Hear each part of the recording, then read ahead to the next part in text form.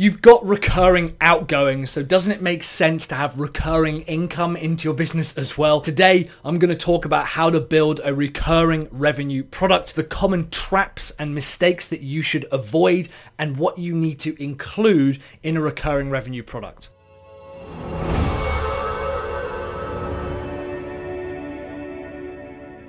Hey guys, Mike here. This is a special part 1 of 6 for a special series that I'm doing on recurring revenue to celebrate the recurring revenue retreat. I'll be talking at the recurring revenue retreat in August on building an indefinitely scalable income funnel and creating massive scale for your smaller business revenue and sales. Mike Michalowicz is going to be there, which I'm very excited about, as a keynote speaker. And best of all, it's at Disney World, which is awesome. There's going to be some great payment options available, and most importantly, it's designed to be for you and your family or business partner, so everyone can kind of come along together. It's a holiday and recurring revenue in one go, which is pretty awesome. Head to sellyourservice.co.uk/retreat or use the link below. I hope to see you there. So you need to have recurring revenue within your business. It's critical. My colleague Troy from WP Elevation calls it the holy grail of running a business. But what do you include? What do you include in a recurring revenue product? There's a bit of a misconception that customers don't want to pay monthly. The reality is they do. In fact, they expect it. Most customers expect some kind of monthly billing system, and they like the idea of spreading payments over a year, paying per month for the types of products and services that you could provide. It's also no harder to sell a recurring revenue product. I think it's a bit of a misconception that if you have a recurring revenue product that you're charging monthly for or weekly for or whatever, it's harder to get customers on board, and that's just not the case. In fact, we've seen repeatedly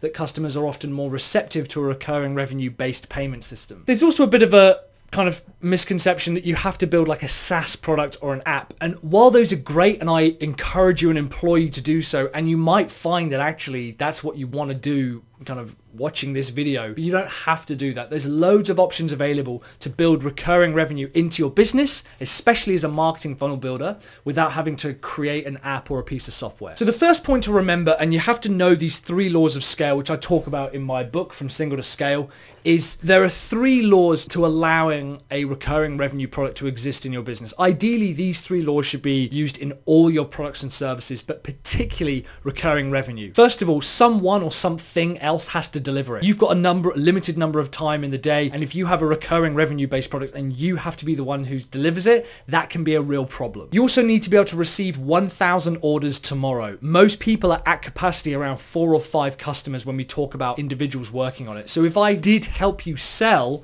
and which I'll talk about in another video, more recurring revenue products, are you even going to be able to handle the number of leads that I hand over to you? And finally, it has to be repeatable and process driven. You can't tailor or bespoke a recurring revenue product. Now that's not strictly true, you can, but I implore and suggest for your first recurring revenue based product and your core offer, you stick to a process and something else that is repeatable. So just to recap, can you handle 1,000 orders tomorrow? Can someone or something else deliver it? And is the process repeatable? As I mentioned earlier, you can't deliver the recurring revenue product. If you say that you're going to charge, I don't know, a couple of $100 a month for maintaining their website, and you're doing a website and maintenance care plan, you can't be the one who does it. Yes, having that money come in is great, and it might be nice to keep that $200, but you're better off giving $100 or $120 of that away, and so that someone else can take care of it in order for you to have 80 and not have to do anything. That's the way that you need to build a recurring revenue model, is understand that you're going to give more away, but it's going to allow you to take more on. You're having a smaller slice of a much, much larger pie. Just a quick clarification as well, a retainer is not recurring revenue. A retainer is someone buying blocks of your time that you're going to kind of deliver on depending on their usage. A recurring revenue product that works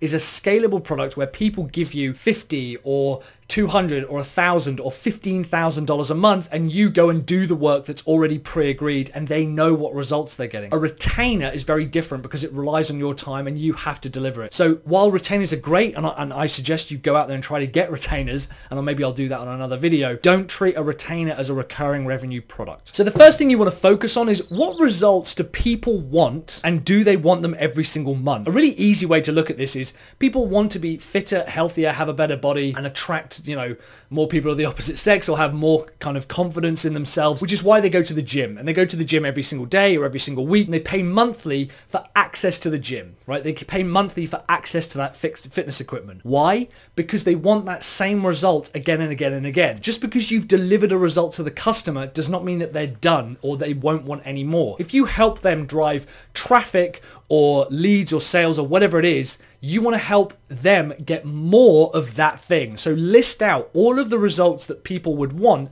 and then only focus on the ones that they would want every single month. Some examples of that, as I mentioned, are traffic, which, you know, here nor there, whether you should start with that. Leads, sales, email automation works with a lot of that kind of stuff. Results focused means that they want to have less time at the office, or they want to be able to have more time spent on productive areas, or maybe they want to have less stress. So look at the results first and then think about, well, how would I deliver that every single month? How would I help someone get more traffic or more sales or spend less time at the office every single month? And it might be that you have to have a conversation with some of your customers and they say, do you know what? Every single week I spend 4 hours going through my invoices. Now, that might not necessarily be something that you can help with, but I guarantee that if you talk to them, you can find an area that you can help with. Personally, I would even say, well, I happen to know someone who'll take care of that for you. It's £300 a month and they'll take care of that entirely for you. And I know that I'm going to make 60 bucks on that, but I would have to build it out in a way that everyone gets that. So you want to look for some of the activities that they're doing that are preventing them from getting the results that they want. So list out those results that people want every single month, then have a look at what are they currently doing that's preventing them from getting that, and you want to take that away from them. Maybe it's chasing up customers, maybe it's nurturing customers, maybe it's creating new content, maybe it's promoting content. That's a huge one for us. And then have a look at what it is that you would have to do to get those results. Think about what you would do to get those results and write it out. Some examples might be maintenance plans, for example.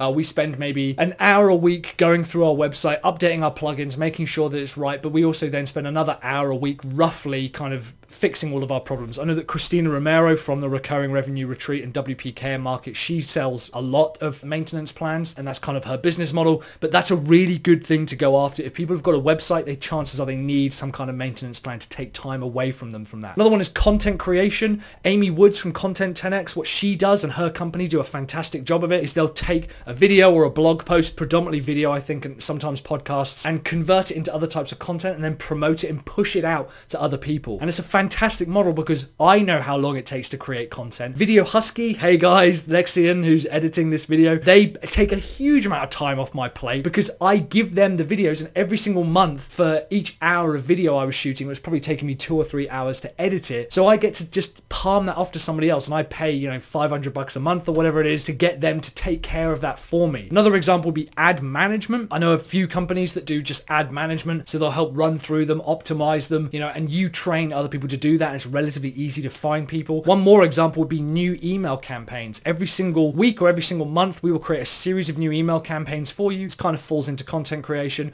We'll have sales campaigns, nurture campaigns, all of this gets sent out. Your customers will get it. We'll take care of all of that, and you get to go and do other stuff such as writing the book, shooting videos, recording podcasts, talking to customers, whatever that might be. So just kind of forward thinking on the next video, what would you deliver for $197 per month? Let me know in the comments below. Let's say I only had a budget of $197 per month. What would you deliver to me, Mike Killen, as a recurring revenue based product for $197 per month? Let me know in the comments below. Remember, this is part 1 of 6 of a special series celebrating recurring revenue, talking about recurring revenue, and talking about the recurring revenue retreat. We've got the retreat coming up in August, so go ahead and click the link down below, and yeah, you can sign up to that. We've got some great payment options available as well. In the meantime, guys, thank you so much for joining me on this video. You can meet me, Mike McAllowitz, Christina Romero, a bunch of awesome speakers who I'm really excited to go over there, meet, and of course, learn how to build a recurring revenue-based business. If you're a funnel builder, go ahead and click subscribe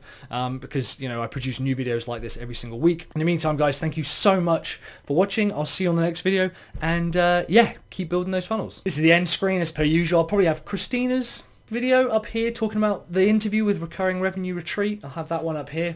And also I've got my recurring revenue playlist, so although this is the first one, we'll be able to link through if you're watching it not the day it was released, and you'll be able to see all the other videos that have come out. So I'll put that here, and you can go ahead and watch more videos on building recurring revenue within your business. Awesome. Thanks very much. I'll see you on the next video.